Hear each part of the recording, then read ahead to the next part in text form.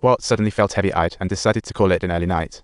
The rest of the crew continued their poker game when in strolled the tipsy Jacqueline, ready to serve some serious sass to her bista. Lynette, to maintain her image, pretended to be busy and slipped out, while Simon stayed in the danger zone. At this point, only 4 survivors remained: Simon and his rival Jacqueline, a daughter with her mother, and a bearded man hating capitalists. Simon wished to persuade his ex to spare him, but clearly, he had no grasp on the cost of betrayal. Jacqueline was having none of it and whipped at a gun, and the gunshot echoed through the cabin, causing even the mice on board to contemplate jumping ship.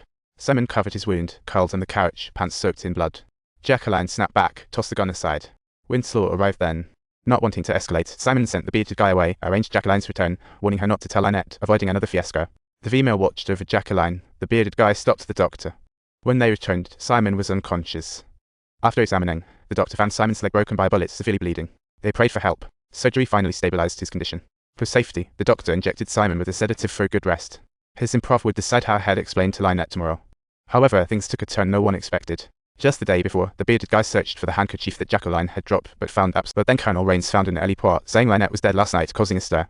Poirot checked the body with the doctor, finding many issues.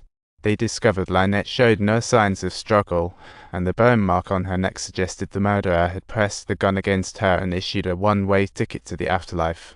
The blood dripping down the wall was clearly the murderer's name that Lynette had written before her dramatic exit. Poirot pondered and concluded it must be Jacqueline. Lynette's cause of death mirrored exactly what Jacqueline had described, making the case seem as easy as a puzzle. But Poirot knew that in his career, the simplest cases were often the most. But reality dashed Poirot's hopes, as the female companion claimed she watched Jacqueline all night, never leaving her sight. Unless Jacqueline could astrally project herself, she couldn't possibly be the murderer. Now the only remaining suspect was Simon. After all, his wife was dead, but the fortune was still very much alive. The motive couldn't be clear. But the doctor's arguments also held weight. First, the doctor personally examined Simon's injuries. His wounded leg was immobile, not to mention the sedative. At this point, Simon was probably still in dreamland. With the 2 main suspects having solid alibis, there could only be one truth. There had to be a third party on board with a grudge against Lynette, who seized the perfect opportunity to make their move. When distracted by Simon's injuries, the mysterious figure quietly returned to the cabin, snatching the gun onto the couch. They infiltrated Lynette's room for the final move, cunningly leaving evidence to frame others. This was Simon's crazy ex-girlfriend, who in an average person's eyes, crafted the perfect plan to snatch the murder weapon and lay fake clues, hoping to score some ill-gotten gain. Poirot knew that to unravel this conspiracy, he just needed to ask one simple question: did Lynette have other enemies? Little did he know, asking just opened a can of worms. Being the daughter of a wealthy tycoon, Lynette had enemies in droves. For instance, her maid had a vendetta due to her boyfriend's bail issues.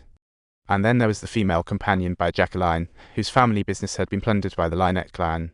And who could forget the bearded guy with a vendetta against capitalists? He was fuming at the mouth. Not to mention Lynette's husband, the literary lawyer, who had plenty of tricks up his sleeve. This was far from a legitimate alliance. It was more like the Avengers, with everyone harboring a sharp secret and a motive for left with no choice. Poirot had to grill each and every passenger about their whereabouts the night before. First up was the maid, who was so scared she burst into tears before Poirot could even say it. Simon could only stand by and comfort her, reassuring her that he would provide her with the utmost care. But Poirot knew better. Every wealthy heiress wore valuable jewelry. The maid recalled Lynette to the pearl necklace before boarding, missing when found dead this morning. Now, Lynette's death may involve not just revenge, but also a quest for her wealth. No matter what, Poirot knew finding the necklace or weapon would solve this locked-room mystery. To that end, he questioned passengers one by one, all saying they returned to cabins after dinner to rest. Aside from hallway whispers, no one noticed when Lynette died.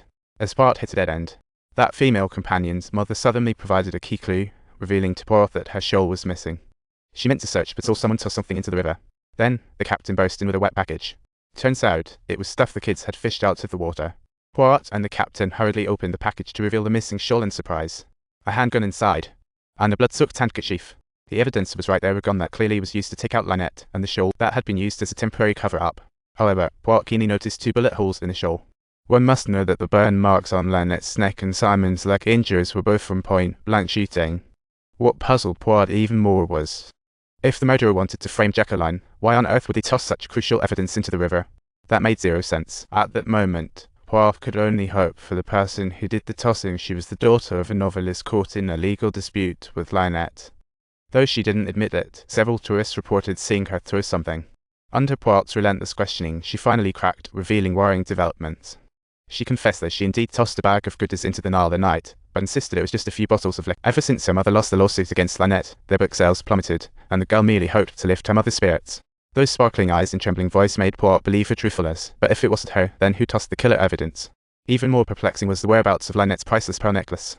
To flush out the culprit, Poirot decided to continue his inquiries at breakfast the next day. If you liked this video, don't forget to smash that like button and subscribe to our channel for more.